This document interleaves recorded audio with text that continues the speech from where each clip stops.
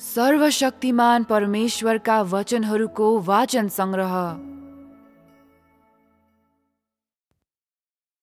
परमेश्वर प्रतिको सच्चा प्रेम स्वस्फूर्त हुन्छ।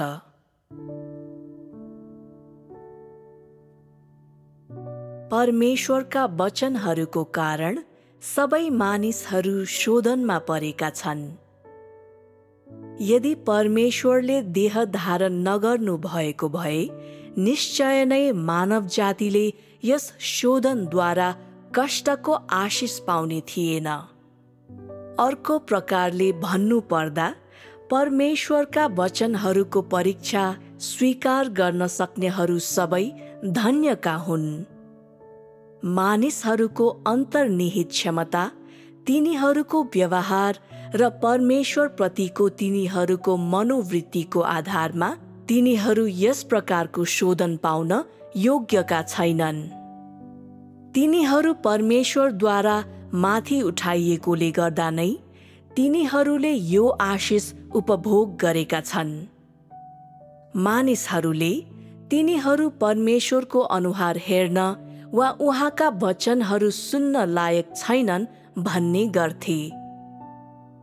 आज परमेश्वरले उठाउनु भएकोले र उहाँको कृपाका कारण नै मानिसहरूले उहाँका वचनहरूको शोधन प्राप्त गरेका छन्। यो आखिरी दिनहरूमा जन्मने प्रत्येक व्यक्तिले पाउने आशिष हो। के तैँले व्यक्तिगत रूपमा यो अनुभव गरेको छस्? मानिसहरूले कुन पक्षमा दुःख र प्रतिरोधहरू भोग्नुपर्छ भन्ने कुरा परमेश्वरले पूर्व निर्धारित गर्नुभएको हुन्छ। यो कुरा मानिसहरूका आफ्नै आवश्यकताहरूमा आधारित छैन। यो स्पष्ट सत्य हो। प्रत्येक विश्वासीसँग परमेश्वरका वचनहरूको परीक्षा स्वीकार्न र उहाँका वचनहरूभित्र दुःख भोग्न सक्ने क्षमता हुनुपर्छ। के यो तिमीहरूले स्पष्ट रूपमा बुझ्यौ? यसैले तैँले आफूले भोगेका दुःख कष्टको बदलामा आजका आशिषहरू पाएको छस्। परमेश्वरका लागि दुःख भोग्दैनस् भने तैँले उहाँको स्याबासी प्राप्त गर्न सक्दैनस्। तैँले विगतमा गुनासो गरेको हुन सक्छ, तर तैँले जति नै गुनासो गरेको भए पनि परमेश्वरले तेरा ती कुराहरू याद गर्नुहुन्न। आजको दिन आएको छ, त्यसैले हिजोका विषयहरूको बारेमा विचार गर्नुपर्ने कुनै आवश्यकता छैन।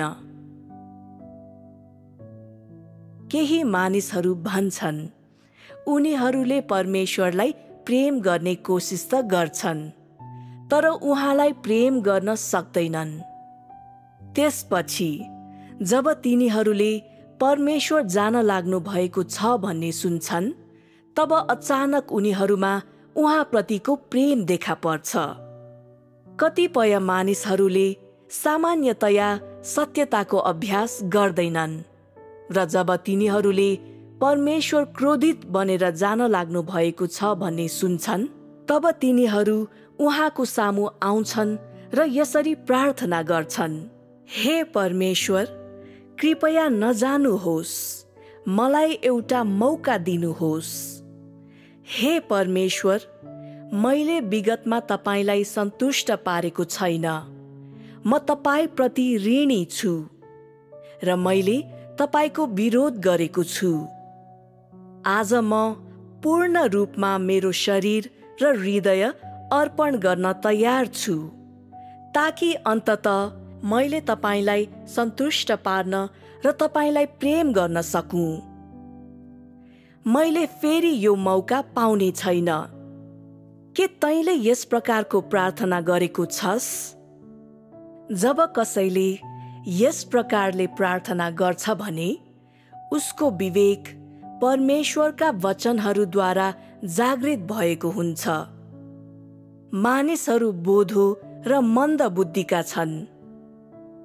तिनीहरूलाई आफू सजाय र शोधनमा पर्दा पनि परमेश्वरले यसद्वारा के कुरा हासिल गर्न चाहनुहुन्छ भन्ने थाहै हुँदैन। यदि परमेश्वरले यस प्रकारले काम नगर्नु भएको भए मानिसहरू अझै पनि भ्रमित नै रहने थिए। कुनै पनि मानिसले मानिसहरूको हृदयमा आत्मिक भावनाहरू जगाउन सक्दैन। मानिसहरूको न्याय गर्ने र तिनीहरूलाई खुलासा गर्ने परमेश्वरका वचनहरूले मात्र त्यस्तो फल फलाउन सक्छ। यसैले यी सबै कुराहरू परमेश्वरका वचनहरूको कारणले मात्र प्राप्त र पूरा हुन्छन् र उहाँका वचनहरूको कारणले मात्र परमेश्वर प्रतिको मानव जातिको प्रेम जागेको छ। मानिसको विवेकमा आधारित परमेश्वर प्रतिको प्रेमले मात्र चाहेको परिणाम हासिल गर्ने छैन।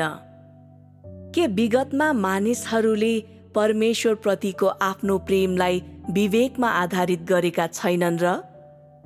के आफ्नै पहलमा परमेश्वरलाई प्रेम गर्ने एकजना पनि थियो त? परमेश्वरका वचनहरूबाट प्रोत्साहन पाएर मात्र मानिसहरूले परमेश्वरलाई प्रेम गरेका छन्। कतिपय मानिसहरू भन्छन्, मैले धेरै वर्षदेखि परमेश्वरलाई पछ्याएको छु र उहाँको धेरै अनुग्रह, धेरै आशिष उपभोग गरेको छु। मैले उहाँका वचनहरूबाट शोधन र न्याय भोगेको छु। यसैले मैले धेरै कुरा बुझेको छु र मैले परमेश्वरको प्रेम देखेको छु। मैले उहाँलाई धन्यवाद दिनै पर्छ। मैले उहाँको अनुग्रहको ऋण तिर्नै पर्छ। म मृत्युद्वारा परमेश्वरलाई सन्तुष्ट पार्नेछु र उहाँप्रतिको मेरो प्रेमलाई मेरो विवेकमा आधारित गर्नेछु। यदि मानिसहरूले उनीहरूको विवेकका भावनाहरू मात्र सुन्छन् भने तिनीहरूले परमेश्वरको प्रेमिलोपन महसुस गर्न सक्दैनन्। यदि तिनीहरू पूर्णतया आफ्नै विवेकमा मात्रै भर पर्छन् भने परमेश्वर प्रतिको तिनीहरूको प्रेम कमजोर हुनेछ। यदि त परमेश्वरको अनुग्रह र प्रेमको ऋण तिर्ने कुरा मात्र गर्छस् भने उहाँप्रतिको तेरो प्रेममा तँसित कुनै प्रेरणा हुने छैन। आफ्नो विवेकका भावनाहरूमा आधारित रही उहाँलाई प्रेम गर्नु एक निष्क्रिय तरिका हो। म किन यो एक निष्क्रिय तरिका हो भनी भन्छु त? यो एक व्यावहारिक विषय हो। परमेश्वर प्रतिको तिमीहरूको प्रेम कस्तो किसिमको प्रेम हो? के यो परमेश्वरलाई मूर्ख बनाउनु र उहाँका निम्ति झारा टार्नु होइन र? धेरै मानिसहरू के विश्वास गर्छन् भने परमेश्वरलाई प्रेम गर्नुमा कुनै इनाम छैन र उहाँलाई प्रेम गर्नेले पनि उहाँलाई प्रेम नगर्नेले जस्तै दण्ड पाउनेछ। त्यसपछि त समग्रमा पाप नगर्नु नै पर्याप्त हुन्छ। त्यसैले आफ्नो विवेकका अनुभूतिहरूका आधारमा परमेश्वरलाई प्रेम गर्नु र उहाँको प्रेमको ऋण तिर्नु भनेको एक निष्क्रिय तरिका हो र यो व्यक्तिको हृदयबाट स्वस्फूर्त रूपमा आउने परमेश्वर प्रतिको प्रेम होइन। परमेश्वर प्रतिको प्रेम व्यक्तिको हृदयको गहिराईबाट निस्केको सच्चा भावना हुनुपर्छ। कतिपय मानिसहरू भन्छन्, म आफै परमेश्वरलाई खोज्न र उहाँको पछि लाग्न इच्छुक छु।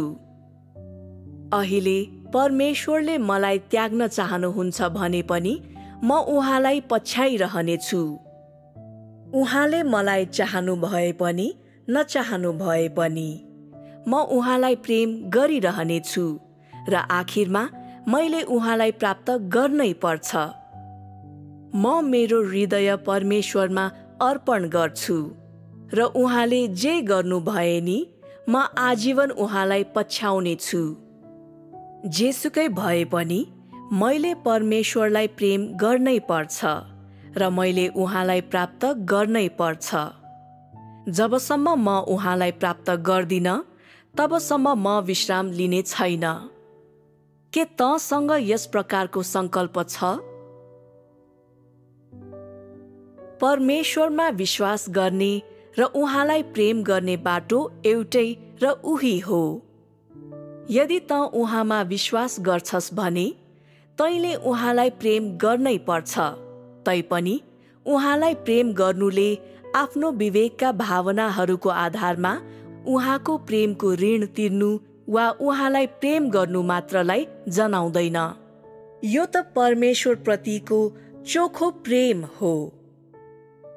कहिलेकहीँ मानिसहरूले आफ्नो विवेकको आधारमा मात्र परमेश्वरको प्रेम महसुस गर्न सक्दैनन्। किन मैले परमेश्वरका आत्माले हाम्रो आत्मालाई छोउन् भनेर सधैँ भने त?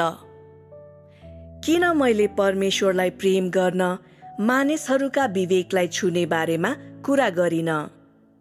किनकि मानिसहरूको विवेकले परमेश्वरको प्रेमिलोपन महसुस गर्न सक्दैन। त यी वचनहरूद्वारा विश्वस्त हुँदैनस् भने उहाँको प्रेम महसुस गर्न आफ्नो विवेक प्रयोग गर्ने कोसिस गर। तँमा अहिले उत्साह हुन सक्छ, तर त्यो चाँडै नै हराउनेछ। यदि तैँले आफ्नो विवेकले मात्र परमेश्वरको प्रेम महसुस गर्छस् भने प्रार्थना गर्दा त उत्साहित हुनेछस्, तर त्यो उत्साह केही बेरपछि ओइलाउनेछ र हराइजानेछ। त्यस्तो किन हुन्छ त? आफ्नो विवेक मात्र प्रयोग गर्छस् भने तैँले परमेश्वर प्रतिको आफ्नो प्रेमलाई जगाउन सक्ने छैनस्। जब त आफ्नो हृदयमा साँच्चै परमेश्वरको प्रेम महसुस गर्छस्, तब तेरो आत्मा उहाँद्वारा छोइएको हुनेछ र यो समयमा मात्र तेरो विवेकले आफ्नो मूल भूमिका खेल्न सक्नेछ। भन्नुको अर्थ, जब परमेश्वरले मानिसका आत्मालाई छुनुहुन्छ र जब मानिससँग ज्ञान हुन्छ र हृदयभित्र ऊ उत्साहित हुन्छ, अर्थात् जब उसले अनुभव प्राप्त गरेको हुन्छ, तब मात्र उसले आफ्नो विवेकले परमेश्वरलाई प्रभावकारी ढङ्गले प्रेम गर्न सक्नेछ। आफ्नो विवेकले परमेश्वरलाई प्रेम गर्नु गलत होइन, तर यो परमेश्वर प्रतिको सबैभन्दा तल्लो स्तरको प्रेम हो। केवल परमेश्वरको अनुग्रहप्रति न्यायोचित काम गर्दै प्रेम गर्दा यसले मानिसलाई सक्रिय रूपमा प्रवेश गर्न उत्प्रेरित गर्ने छैन।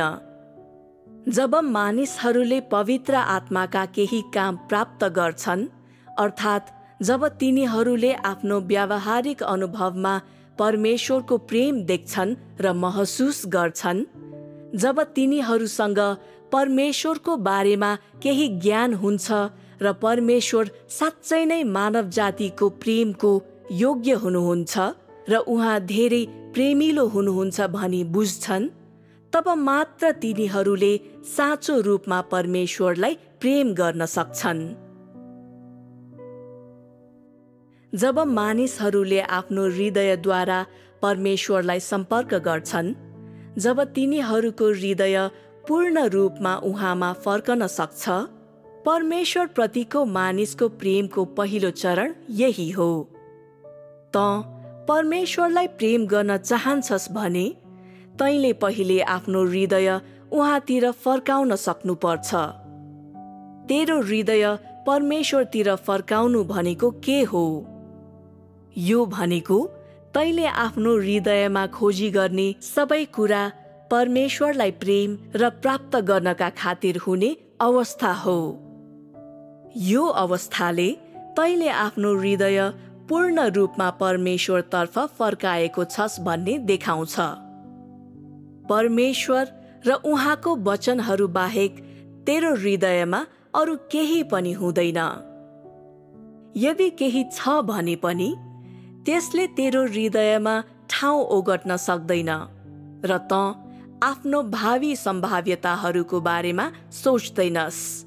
केवल परमेश्वरलाई प्रेम गर्ने कार्यको पछि लाग्छस्। यस्तो समयमा तैँले आफ्नो हृदय पूर्ण रूपमा परमेश्वरमा लगाएको हुनेछस्। मानौ तैँले अझै पनि आफ्नो हृदयमा आफ्नै लागि योजना बनाउँदैछस्। त सधैँ व्यक्तिगत फाइदाको पछि लागिरहेको छस् र तैँले सधैँ यस्तो सोच्छस्। मैले कहिले परमेश्वरसँग एउटा सानो बिन्ती गर्न सक्छु? मेरो परिवार कहिले धनी हुनेछ? मैले कसरी राम्रो लुगाफाटा पाउन सक्छु? यदि त त्यो स्थितिमा जिरहेको छस् भने यसले तेरो हृदय पूर्ण रूपमा परमेश्वरतर्फ फर्केको छैन भन्ने देखाउँछ। यदि तँसँग हृदयमा परमेश्वरका वचनहरू मात्रै छन् र तैँले परमेश्वरसँग प्रार्थना गर्न सक्छस् र हर समय उहाँको नजिक हुन सक्छस् भने मानौ उहाँ तेरो धेरै नजिक हुनुहुन्छ। मानौ परमेश्वर तँभित्र हुनुहुन्छ र तँ उहाँभित्र छस् भने यदि तँ त्यस प्रकारको स्थितिमा छस् भने त्यसको अर्थ तेरो हृदय परमेश्वरको उपस्थितिमा छ भन्ने हुन्छ। यदि तैँले हरेक दिन परमेश्वरसित प्रार्थना गर्छस् र प्रत्येक दिन उहाँका वचनहरू खान्छस् र पिउँछस्, सधैँ मण्डलीको कामको बारेमा सोचिरहेको हुन्छस् भने र यदि तैँले परमेश्वरको इच्छालाई ध्यान दिन्छस् भने, यदि उहाँलाई सच्चा प्रेम गर्न र उहाँको हृदयलाई सन्तुष्ट पार्न आफ्नो हृदय प्रयोग गर्छस् भने तेरो हृदय परमेश्वरको स्वामित्वमा हुनेछ। यदि तेरो हृदयलाई अन्य थुप्रै कुराहरूले कब्जा गरेको छ भने यो अझै पनि शैतानको कब्जामा हुन्छ र यो साँचो रूपले परमेश्वरतर्फ फर्केको हुँदैन। जब कसैको हृदय साँच्चै परमेश्वरतर्फ फर्केको हुन्छ तब तिनीहरूमा उहाँको निम्ति साँचो स्वस्फूर्त प्रेम हुन्छ र तिनीहरूले परमेश्वरको कामलाई ध्यान दिन सक्नेछन्। तिनीहरूमा अझै पनि मूर्खता र विवेकहीनताका पलहरू हुन सक्ने भए तापनि तिनीहरूले परमेश्वरको घर, उहाँको काम र तिनीहरूका आफ्नै स्वभावको परिवर्तनमा चासो देखाउँछन् र तिनीहरूको हृदय सही स्थानमा हुन्छ। केही मानिसहरूले जहिले पनि आफूले गरेका सबै काम मण्डलीका लागि हुन् भनी दाबी गरिरहेका हुन्छन्, तर वास्तवमा तिनीहरूले आफ्नो फाइदाका लागि काम गरिरहेका हुन्छन्। यस्ता मानिसहरूसित गलत अभिप्राय हुन्छ। तिनीहरू कुटिल र छली हुन्छन् र तिनीहरूले गर्ने धेरै जसो काम आफ्नै व्यक्तिगत फाइदाका लागि नै हुन्छन्। यस प्रकारको व्यक्तिले परमेश्वरको प्रेमको खोजी गर्दैन। तिनीहरूको हृदय अझै पनि शैतानको अधीनमा हुन्छ र परमेश्वरतर्फ फर्कन सक्दैन। त्यसैले परमेश्वरसँग यस प्रकारको व्यक्तिलाई प्राप्त गर्ने कुनै उपाय हुँदैन। यदि तँ परमेश्वरलाई साँच्चै प्रेम गर्न र उहाँद्वारा प्राप्त गरिन चाहन्छस् भने तैँले चाल्नुपर्ने पहिलो कदम भनेको तेरो हृदयलाई पूर्ण रूपमा परमेश्वरतिर फर्काउनु हो। तैँले गर्ने प्रत्येक कार्यमा आफैलाई जाँच र सोध, के यो मैले परमेश्वरलाई प्रेम गर्ने हृदयको आधारमा गर्दैछु? के यसको पछि कुनै व्यक्तिगत अभिप्रायहरू छन्? यो गर्नुको मेरो वास्तविक लक्ष्य के हो? यदि तँ आफ्नो हृदय परमेश्वरलाई सुम्पन चाहन्छस् भने तैँले पहिले आफ्नै हृदयलाई वशमा राख्नुपर्छ। आफ्ना सबै अभिप्रायहरूलाई त्याग्नुपर्छ र पूर्ण रूपमा परमेश्वरको खातिर रहने अवस्था हासिल गर्नुपर्छ। यो आफ्नो हृदय परमेश्वरलाई दिने अभ्यास गर्ने मार्ग हो। आफ्नो हृदयलाई वशमा राख्नु भनेको के हो? यसो गर्नु भनेको देहका अत्यधिक चाहनाहरूलाई छोडिदिनु, सुख सुविधा वा हैसियतका फाइदाहरूको लालच नगर्नु हो। यो भनेको परमेश्वरलाई सन्तुष्ट पार्न सकेको सबै गर्नु र आफ्नो हृदयलाई आफ्नो निम्ति नभई पूर्णतया उहाँको निम्ति अर्पित गर्नु हो। यो पर्याप्त छ। परमेश्वर प्रतिको साँचो प्रेम हृदयको अन्तस्करणबाट आउँछ। यो प्रेम परमेश्वर सम्बन्धी मानिसको ज्ञानको आधारमा मात्र अस्तित्वमा हुन्छ। जब कसैको हृदय पूर्ण रूपमा परमेश्वरतिर फर्कन्छ, तब उसमा परमेश्वरप्रति प्रेम त हुन्छ, तर त्यो प्रेम चोखो र पूर्ण नै हुन्छ भन्ने हुँदैन। किनकि व्यक्तिको हृदय पूर्ण रूपमा परमेश्वरतर्फ फर्कनु र व्यक्तिमा परमेश्वरप्रतिको साँचो बुझाइ र साँचो भक्ति हुनुको बीचमा अझै पनि केही दूरी हुन्छ।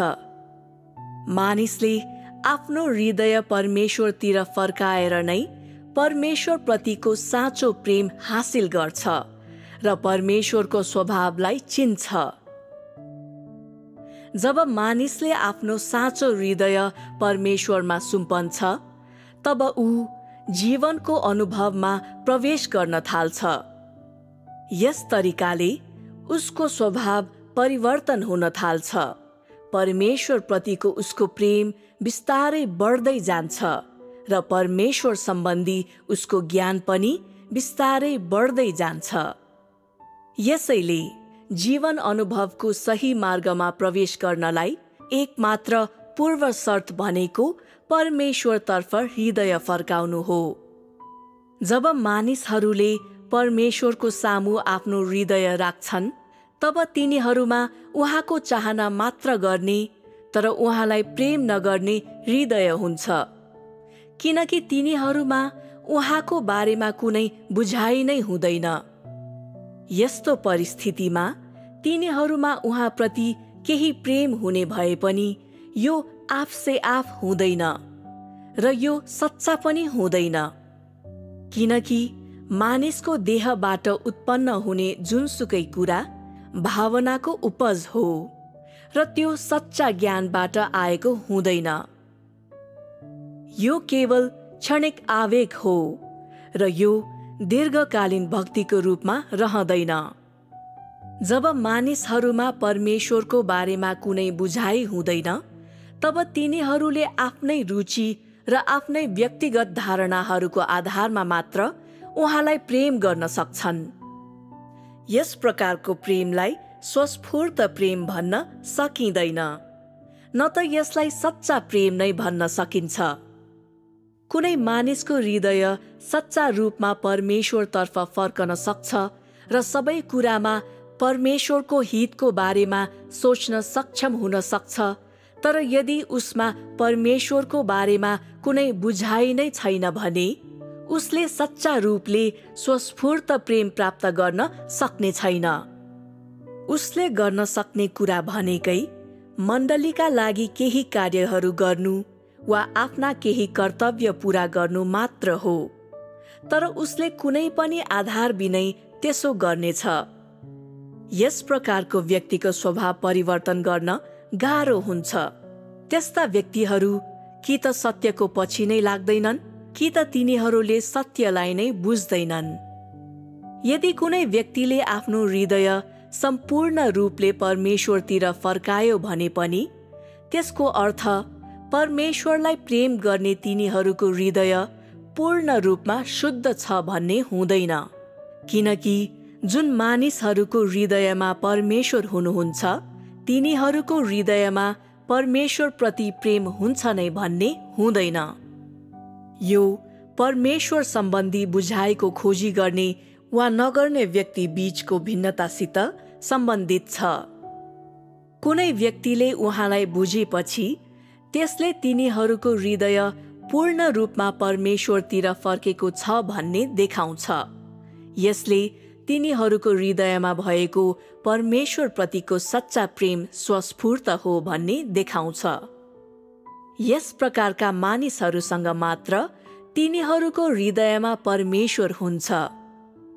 सही बाटोमा लाग्नका निम्ति, परमेश्वरलाई बुझ्नका निम्ति र परमेश्वरप्रतिको प्रेम हासिल गर्नका निम्ति पूरा गर्नुपर्ने पूर्व शर्त भनेको आफ्नो हृदय परमेश्वरतिर फर्काउनु हो। यो परमेश्वरलाई प्रेम गर्ने कर्तव्य पूरा भएको कुराको चिन्ह होइन, न त यो उहाँप्रति सच्चा प्रेम छ भन्ने कुराको चिन्ह नै हो। कसैले परमेश्वरप्रति साँचो प्रेम हासिल गर्ने एक मात्र तरिका भनेको उसको हृदयलाई उहाँतिर फर्काउनु हो, जुन उहाँद्वारा सृष्टि गरिएको एक प्राणीको रूपमा एक व्यक्तिले गर्नुपर्ने पहिलो काम पनि हो। परमेश्वरलाई प्रेम गर्नेहरू सबै नै जीवनको पछि लाग्नेहरू अर्थात् सत्यको पछि लाग्ने र साँचो रूपमा परमेश्वरको चाहना गर्नेहरू हुन्। तिनीहरू सबैमा पवित्र आत्माको अन्तर्दृष्टि हुन्छ र तिनीहरू सबै उहाँद्वारा छोइएका हुन्छन्। तिनीहरू सबैले परमेश्वरको मार्गदर्शन प्राप्त गर्न सक्छन्। जब कुनै व्यक्तिले आफू परमेश्वरप्रति ऋणी छु भन्ने महसुस गर्न सक्छ, त्यो पवित्र आत्माद्वारा छोइएकोले गर्दा नै हो। जसले यस्तो महसुस गर्छन् तिनीहरूमा तिर्सना गर्ने हृदय हुन्छ र तिनीहरूले जीवन प्रवेशको खोजी गर्न सक्छन्। तर यदि त निश्चित कदममा रोकिन्छस् भने त गहिराईमा जान सक्ने छैनस्। त अझै पनि शैतानको जालमा फस्ने खतरा हुन्छ र कुनै मोडमा शैतानले तँलाई बन्दी बनाउनेछ। परमेश्वरको प्रकाशले मानिसहरूलाई आफैलाई चिन्ने तुल्याउँछ र त्यसपछि परमेश्वरप्रति आफू ऋणी भएको महसुस गर्ने बनाउँछ। तिनीहरू उहाँसँग सहकार्य गर्न इच्छुक हुन्छन् र उहाँलाई मन नपर्ने कुराहरू त्याग्न इच्छुक हुन्छन्। परमेश्वरको कामको सिद्धान्त यही हो। तिमीहरू सबै आफ्नो जीवनमा बढ्न र परमेश्वरप्रतिको प्रेमको पछि लाग्न इच्छुक छौ। के त्यसो भए तैले आफैलाई सतही मार्गबाट अलग गरेको छस् त? यदि तैले केवल आफैलाई सतही मार्गहरूबाट अलग गरेको छस् र त विघटनकारी र अहङ्कारपूर्ण व्यवहारबाट अलग बस्छस् भने के त्यो साँच्चै नै तैले आफ्नो जीवनको वृद्धि खोजेको अवस्था हो त? यदि तैले आफूलाई सबै सतही व्यवहारबाट मुक्त गर्छस् तर त परमेश्वरका वचनहरूमा प्रवेश गर्दैनस् भने त्यसले तैले सक्रियता साथ प्रगति गरिरहेको छैनस् भन्ने देखाउँछ। सतही व्यवहारको मूल कारण के हो? के तेरा कार्यहरू तेरो जीवनमा वृद्धि हुनका लागि हुन्?